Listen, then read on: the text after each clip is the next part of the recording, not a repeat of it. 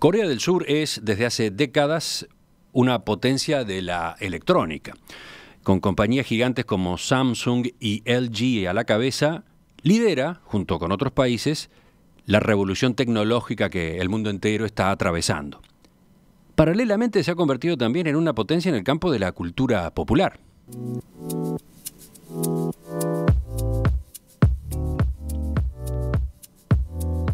Pero además de producir en masa teléfonos y cantantes del cada vez más popular género de K-pop, Corea del Sur está viviendo una modernización educativa. Aprovechando su vínculo con la tecnología, este país asiático se está poniendo a la cabeza del Smart Learning, o sea, el aprendizaje inteligente. ¿Qué es eso del aprendizaje inteligente? Bueno, vamos a conversarlo en los próximos minutos con Jorge Grunberg, rector de la Universidad Ort, doctor en educación por la Universidad de Oxford. Él viajó recientemente a Corea del Sur como parte de una comitiva de invitados destacados de la educación que incluía delegados de 17 países. Jorge, buen día, gracias por acompañarnos. Buenos días, Emiliano, y buenos días a la audiencia. ¿Cómo te resultó la experiencia de Corea del Sur? Realmente fue fascinante. Era mi primera vez en Asia y uno ha leído mucho, pero nada se compara a estar ahí físicamente. Y uno, de alguna manera, tiene la impresión de que Asia, en este comienzo del siglo XXI, o por lo menos la parte de Asia que visité y de los países más dinámicos, da la impresión que es la nueva América. O sea, aquella sensación que existía según los libros de historia de que América, sur y norte, ¿verdad? Toda América era como la tierra de oportunidades y donde existía la mayor dinamismo y vibración y sensación de países en construcción. Es la sensación que me llevé de Asia. De Corea por estar allí, pero además había en nuestra delegación, y tuvimos amplia oportunidad de conversar con rectores de Vietnam, rectores de China, rectores de Indonesia, y entonces en general la sensación que da es como si fuera Asia la nueva América. Ajá. ¿Un choque cultural? ¿Hubo un choque cultural durante esa visita? ¿Sentiste un choque cultural?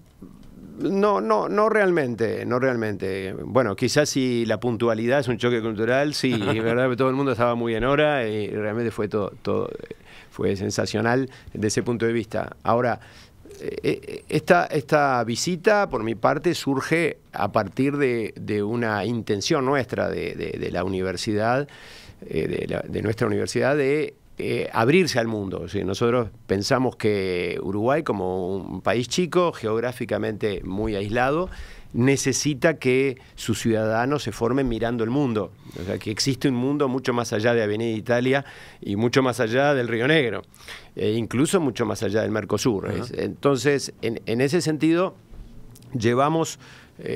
hacemos un esfuerzo importante por tratar de acercar el mundo a nuestros estudiantes. Queremos que nuestros estudiantes viajen, que se formen y que luego vuelvan y se instalen en Uruguay, porque hay muchas oportunidades, pero se tienen que formar mirando el mundo. Y en ese contexto es que abrimos en Uruguay, en nuestra universidad, el Instituto Rey Sejong.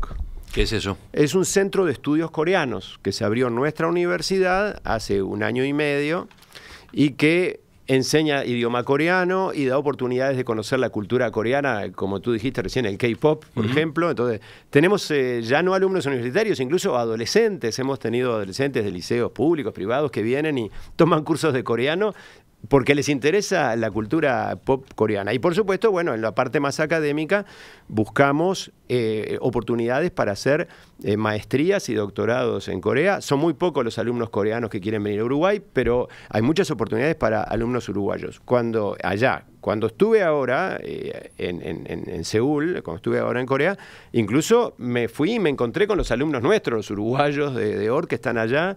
Hay 3 alumnos uruguayos allá. Fue una sorpresa incluso para mí encontrarlos allí.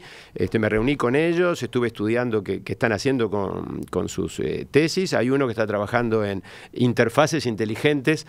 Tuviste ahora que el teléfono te habla con la voz, sí, por ejemplo.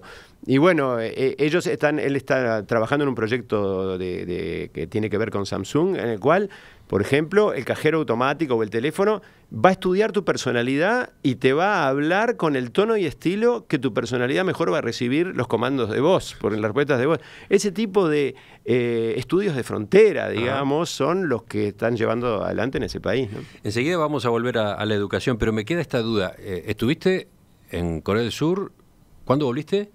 Y volví el lunes de la semana pasada. ¿Cuántos días? Sí, estuve una semana. ¿Tú pensás si coincidí con los presidentes? Eso, sí, exactamente. Es afirmativo. La visita coincidió con la cumbre entre los presidentes de Corea del Sur y Corea del Norte. Bueno, fue muy emotivo para nosotros y como los 15 rectores que estábamos allí, éramos invitados del Ministerio de Relaciones Exteriores de Corea. Bueno, nos llevaron a la frontera. Nos llevaron a Panmunjom, que es el pueblito donde se estaban reuniendo.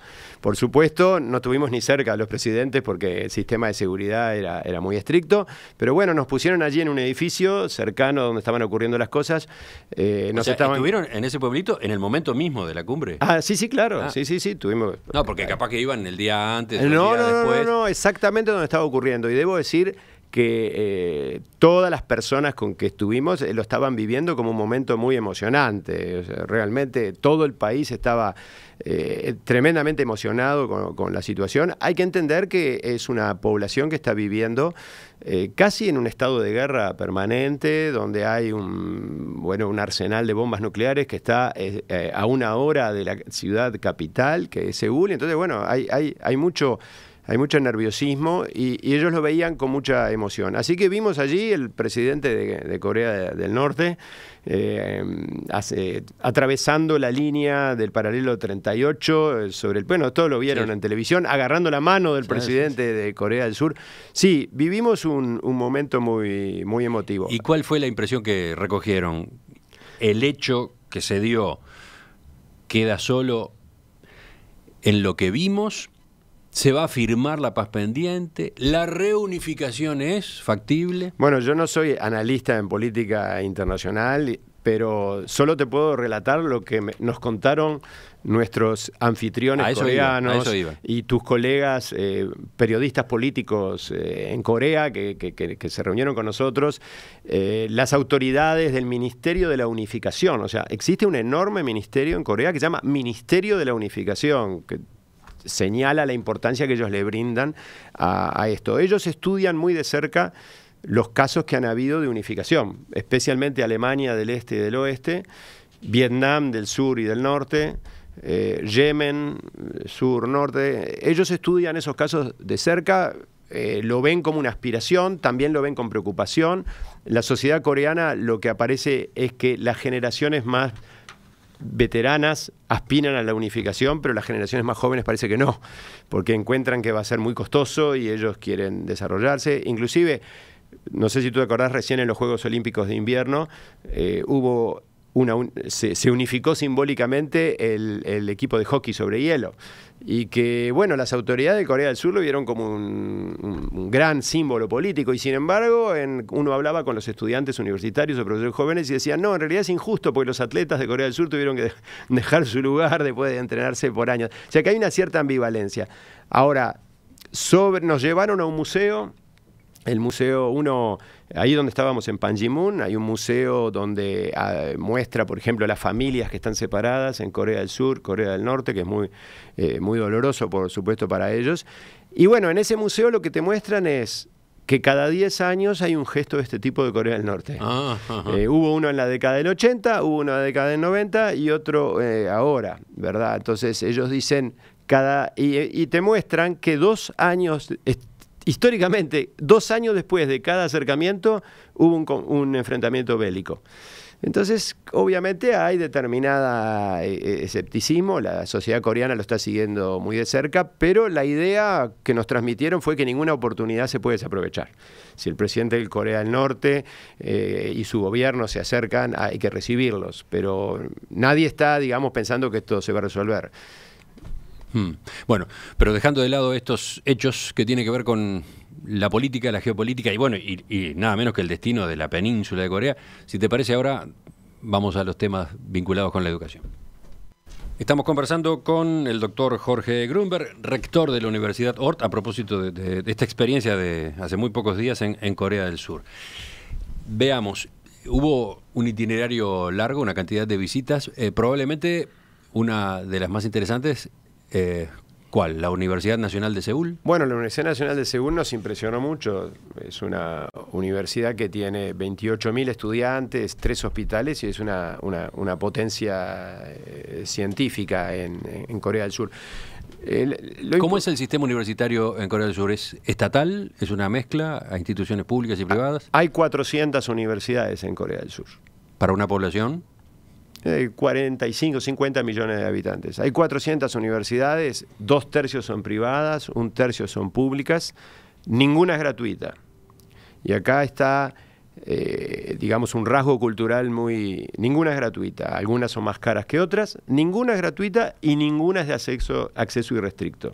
La selectividad al ingreso de la universidad es un rasgo cultural, ellos no entienden otra manera de brindar acceso a las plazas universitarias que a través de selección por mérito. Además, la selección por mérito está muy inserta en la tradición confucionista, que es esencial a la cultura del país. No existe acceso por lotería ni acceso irrestricto. Todo se accede por mérito, ninguna es gratuita.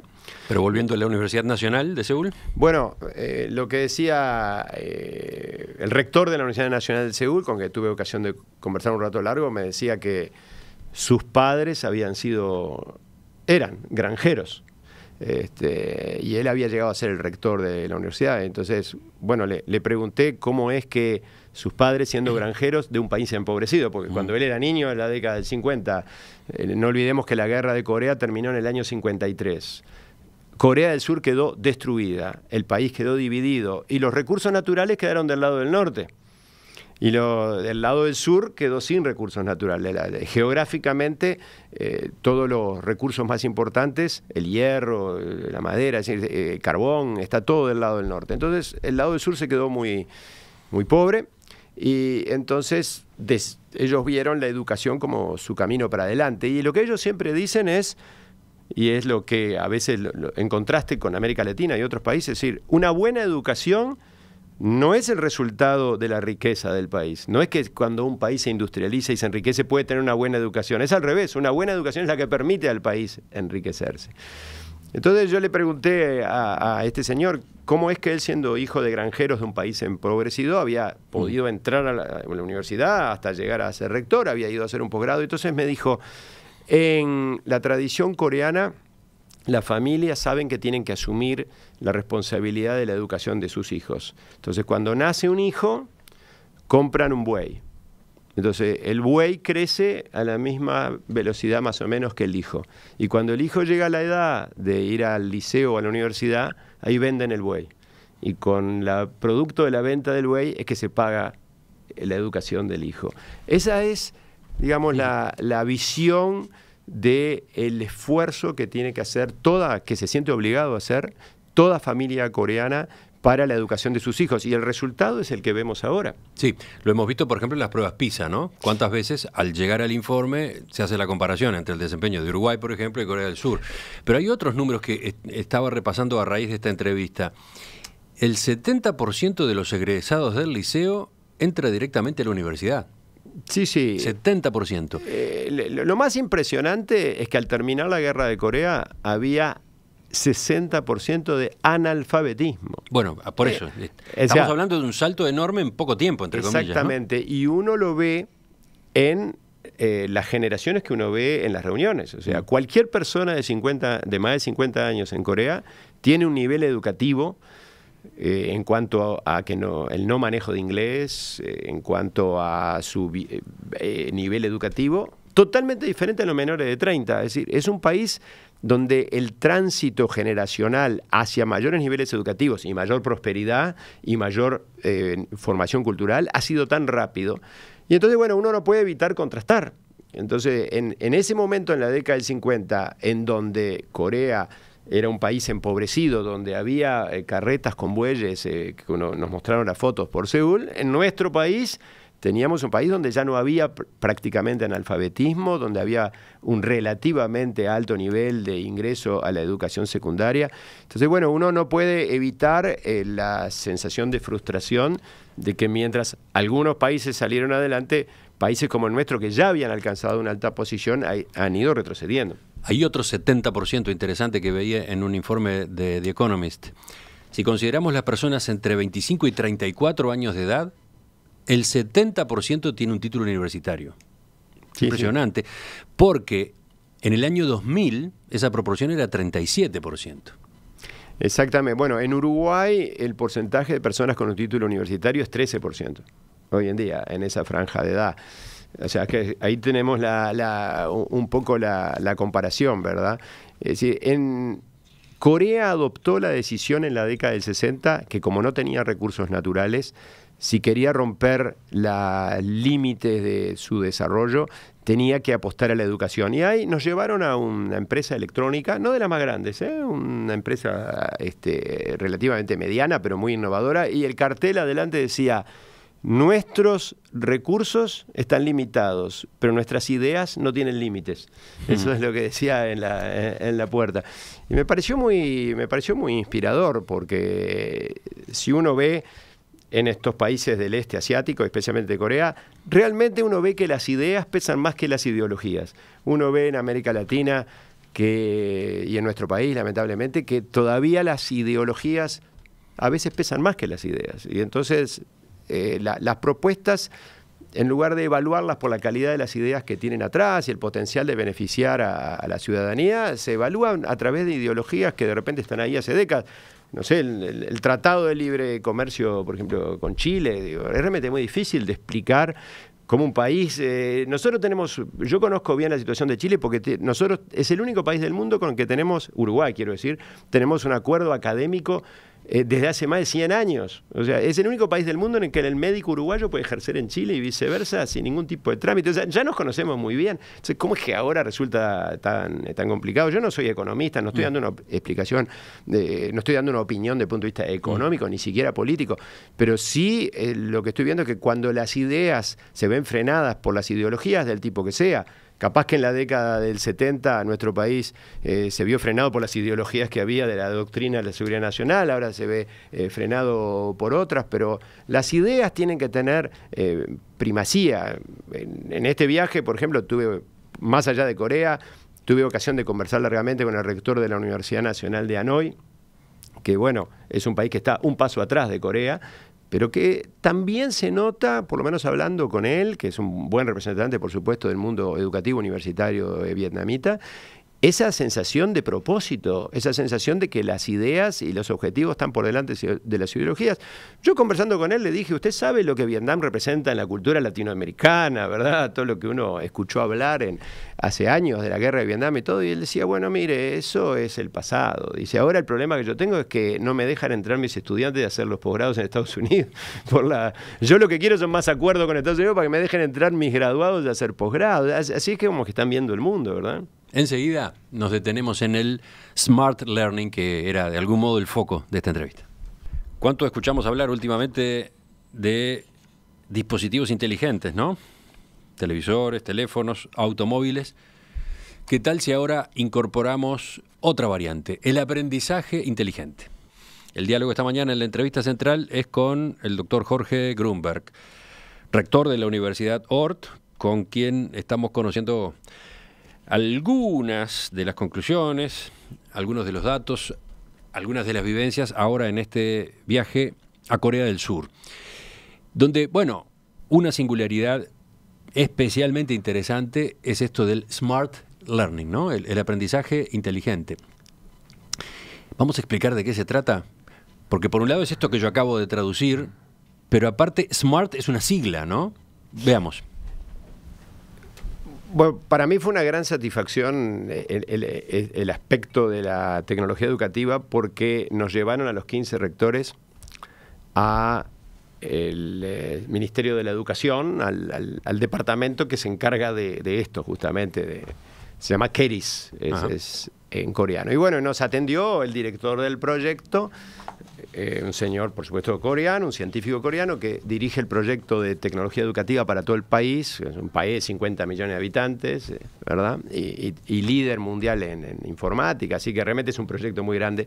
Y mi satisfacción fue que empezó a presentarse uno por uno y bueno, nosotros había 2 rectores de China, uno de Vietnam, había uno de Estados Unidos, Australia, y cuando llegó dijo, ¿quién es de Uruguay?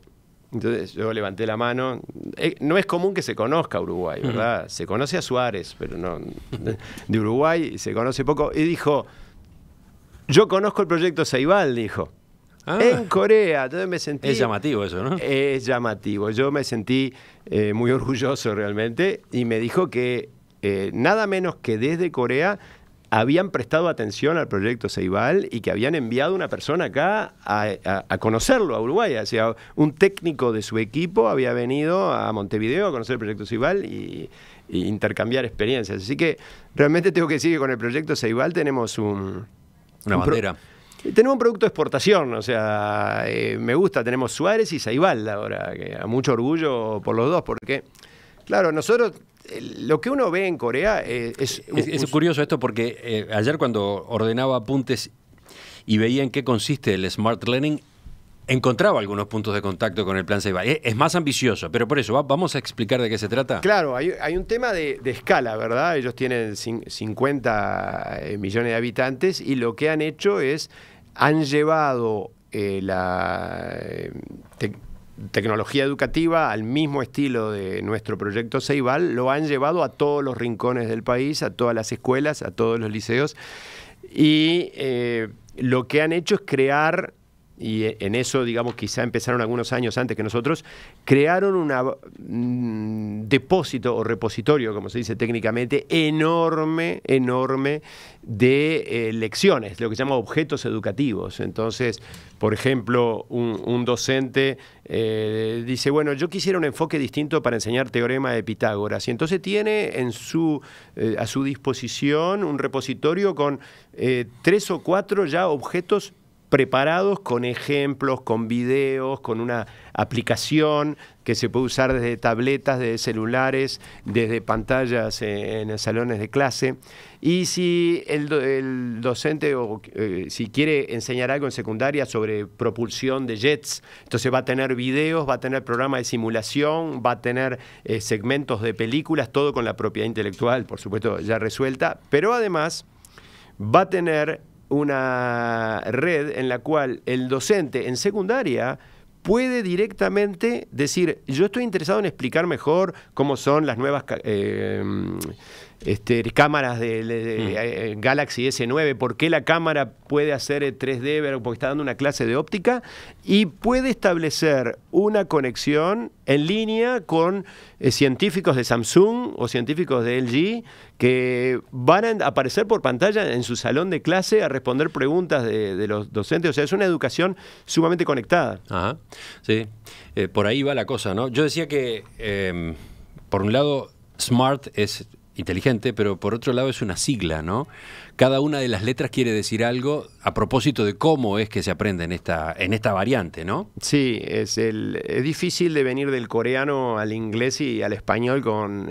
bueno, yo intenté, te voy a decir, traducir el Ceibal al inglés para que lo traduzcan al coreano y resultó muy difícil. Ya explicar qué flor es el Ceibal me costó un rato, y la sigla, ¿verdad? Todas esas siglas son un poco complicadas. Ahora, pero vamos a poner en todo caso en nuestro sitio en internet, vamos a poner qué quiere decir la sigla SMART, porque por ejemplo la S quiere decir self-directed, la M quiere decir motivated, la A es adaptive, la R es resource enriched y la T es technology embedded, ¿no? Y algunos de estos términos tienen que ver con justamente detalles o aspectos que recién mencionaba, ¿no? Bueno, cuatro de las 5 letras tienen que ver con lo que yo decía, connected, embedded, ¿verdad? O sea, el alumno va a tener en su celular, en su televisor inteligente, en su tableta, mañana en otra plataforma va a tener acceso a mucha educación. Pero hay una letra ahí que tú dijiste que es, digamos, la próxima frontera, que es adaptive. Porque adaptive quiere decir adaptativo, es que la educación que uno da tenga conocimiento real del perfil del alumno real con que se va a encontrar. Porque, bueno, el diseño educativo actual, nuestro y en la mayor parte de los países del mundo, siempre piensa en un alumno promedio. Cuando uno diseña planes de estudio, dice, ¿cuánto le va a llevar al alumno promedio entender el principio de incertidumbre. ¿Cuánto le va a entender resolver ecuaciones cuadráticas? Pero en realidad el alumno promedio no existe. Existen alumnos que van mucho más rápido, alumnos que van mucho más lento. Existen alumnos que comprenden ecuaciones cuadráticas utilizando gráficas y otros narrativas y otros símbolos matemáticos. No existe el alumno promedio. Entonces, a través de técnicas de Big Data, que es la última frontera, que es la acumulación de grandes bases de datos, y analizando millones de estudiantes o millones de lecciones dadas a lo largo y a lo ancho del país, se puede estudiar realmente qué patrones se pueden extraer de ahí y cuáles son para cada estudiante los mejores ejemplos que se pueden usar, la mejor manera de evaluar. Y esa es la próxima frontera. Ellos hablan de flexibilidad, un sistema flexible que construye un aprendizaje a la medida, tanto por el lado de las preferencias individuales del alumno como de las carreras que piensa seguir, ¿no? Bueno, eso ya es a nivel universitario, ¿no? Pero eso naturalmente que sí. Las dos grandes tendencias hoy en el mundo a nivel secundario y acá estamos hablando de educación a nivel secundario. Bueno, el nivel universitario... Esto del Smart Learning. El gran aporte es a nivel primario y secundario, especialmente secundario, porque ya en la universidad uno entra en otro territorio. Lo que la universidad necesita es que le den graduados de secundaria bien formados. A partir de ahí empieza totalmente otro nivel. Por supuesto que a nivel universitario se habla hoy de la educación híbrida, ¿verdad? O sea, el alumno tiene parte de su enseñanza en la clase, parte en el laboratorio, parte en la empresa, en la educación que se llama clínica, parte, en fin, en proyectos. Pero a nivel secundario, que es donde los países se juegan la calidad de su educación a nivel secundario. Esa es la realidad y ese es el drama de Uruguay. Y nuestro gobierno lo reconoce. O sea, la ministra de Educación estuvo ayer en nuestra universidad dando una conferencia. Ella misma lo dijo a un grupo de extranjeros que nos estaba visitando. El gran desafío para Uruguay es la mejora de la tasa de graduación secundaria y de la calidad del aprendizaje secundario. Y las dos grandes fronteras ahora en el mundo y para nuestro país son utilizar Big Data en secundaria para que cada alumno reciba el apoyo que necesita, porque no es lo mismo enseñar al alumno que viene de Casaballe que el que viene de Punta Carretas. A veces no es lo mismo el alumno que viene de una familia fracturada que el que viene de una familia con mucho apoyo, el alumno que ha viajado mucho que no ha viajado. O sea, a través de las técnicas de Big Data uno puede perfilar mucho mejor la educación. Esa es una de las tendencias. Y la otra gran frontera es el aprendizaje basado en proyectos, donde mucho menos de la educación sea a través de un docente parado frente a la clase hablándole a 25 personas, o 30 o 35, y mucho más de la educación sea basada en un principio activo donde el alumno se sienta y hace proyectos. Ahí está la M de Smart. Y es donde Motivated. Es donde el Ceibal... ¿no? El aprendizaje resolviendo problemas. Exactamente. Resolviendo problemas, resolviendo situaciones. Y esto me hace acordar justamente el Ceibal, en particular, a propósito del lanzamiento de esta semana, ¿no? El Ceilab. El Ceilab, que es un espacio de trabajo en pensamiento computacional, donde se combina herramientas digitales y materiales. Esto se va a instalar en 20 centros educativos de primaria, secundaria y UTU. Y lo que se busca justamente es utilizar disciplinas vinculadas a la programación. Se aplica a identificación, simplificación y resolución de problemas complejos de cualquier área del conocimiento. Para eso el equipamiento es muy amplio, ¿no? Porque incluye desde sensores hasta drones, por ejemplo, ¿no? Impresoras 3D, placas de distinto tipo, gabinetes, contenedores. Acá está todo el equipamiento que se propone, ¿no? Sí, el Ceibal está lleno de promesas, realmente. A mí, como decía hoy, junto con Suárez, se ha vuelto representativo del Uruguay, y yo estoy muy orgulloso de eso. Está lleno de promesas, claro. El gran desafío del Ceibal ya está llevando 12, 13 años. El gran desafío va a ser que finalmente se integre en forma orgánica al sistema educativo, porque por ahora está trabajando, vamos a decir, no en los márgenes, pero digamos, está trabajando como en forma paralela al funcionamiento de nuestro sistema educativo orgánico. El gran desafío va a ser que en el futuro no solo los docentes más motivados lo utilicen, sino todos. Que en los centros de formación docente esto sea parte desde el primer año de la carrera de profesorado, se esté trabajando con estos modelos educativos. Ese es el gran desafío a futuro. Otros cambios, otros términos. Primero se habló de e-learning, ¿no? El aprendizaje electrónico basado en computadoras. Después se habló de mobile learning, aprendizaje móvil, por el empleo de la tecnología, de celulares y de tablets. Ahora se está hablando de U-learning, ¿no? Donde la U viene de ubicuo. La idea es que los alumnos puedan estudiar en todo momento y en cualquier lado. ¿De esto también te encontraste en Corea del Sur? Sí, claro, el desafío para el mundo entero va a ser, pero Corea y otros países, Corea, Singapur, Japón, lo están viviendo antes que muchos de nosotros, es que el conocimiento está cambiando demasiado rápido en relación a los tiempos de aprendizaje. Entonces, el paradigma que nosotros estamos acostumbrados de nuestra generación es, primero aprendo y luego aplico. Entonces voy a un centro educativo, aprendo algo y después lo aplico. Y muchos años después vuelvo a la facultad y actualizo mis conocimientos. Bueno, pero eso está dejando de ser funcional porque hay muchas disciplinas en las cuales el cambio en el conocimiento, el cambio tecnológico es tan rápido que ya eso no funciona. Por ejemplo, nosotros enseñamos ingeniería de sistemas. Es una carrera que dura 5 años. Pero hay muchos conocimientos que duran 2 años y medio. Entonces, el alumno, cuando está por la mitad de la carrera, ya hay una parte que quedó obsoleto. Y esto ocurre en computación, en biotecnología, ocurre en telecomunicaciones, ocurre en muchas disciplinas, especialmente muchas de las que los estudiantes van a querer buscar trabajo. Entonces, ese paradigma de primero estudio, después aplico, ya no funciona, porque no puedo estar 5 años, porque cuando llego al mercado de trabajo, ese conocimiento ya no funciona. Entonces, esto es, por un lado, vamos a tener que enseñar muy bien las ciencias básicas para que el estudiante pueda estar aprendiendo todo el tiempo, pero además vamos a tener que cambiar nuestro paradigma. Ya no va a poder hacer aprendo y luego aplico, va a tener que ser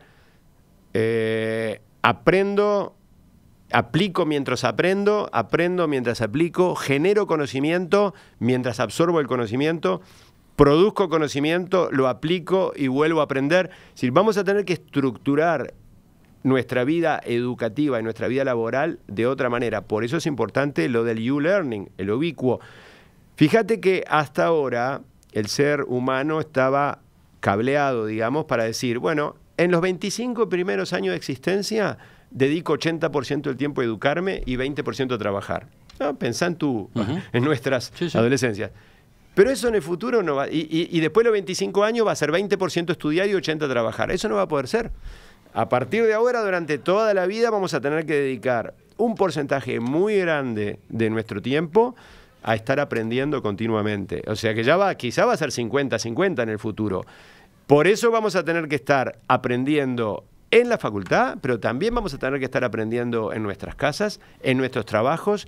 Las empresas van a tener que dejar de ser lugares solo de consumo de conocimiento. Las empresas van a tener necesariamente que rediseñarse para que todos sus empleados tengan oportunidad de enriquecer su conocimiento dentro de la empresa. Y no solamente a través de cursos, sino de estar participando en los procesos y proyectos de la empresa, ganando conocimiento y aplicándolo. Es otro mundo. Es otro mundo. Es otro mundo, pero si lo pensamos mínimamente, es coherente con transformaciones que de hecho ya estamos experimentando, ¿no? Tecnología mediante. Eso de que estamos nosotros dos conversando acá, pero en un segundo yo giro y estoy en contacto con otra gente que está en otro lado, ¿no? La conversación ya no es esta solo, la conversación incorpora puntos de vista, discusiones que están dándose en otras partes. Voy y vengo entre Uruguay, Estados Unidos, Alemania, Corea del Sur, en muy pocos segundos con gran facilidad.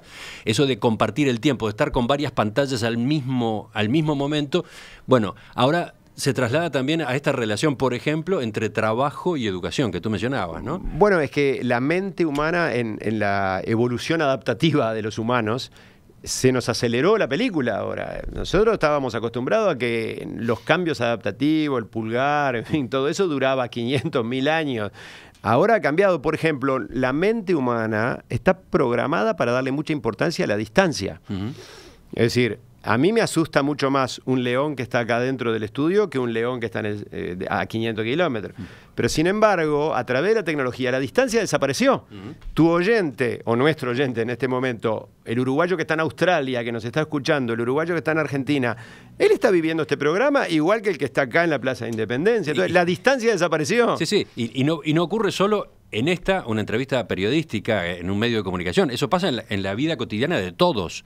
Estamos al mismo tiempo interactuando con gente que tenemos al lado y gente que tenemos muy lejos, con mucha naturalidad, ¿no? Bueno, no sé si viste, hace 2 días Google presentó, hay unos videos en internet, no sé si tú lo viste, se llama Google Assistant. No, todavía no. Bueno, Google Assistant se te paran los pelos de punta, porque lo que muestra es la nueva frontera de la inteligencia artificial, del lenguaje natural. Entonces te muestra un ejemplo.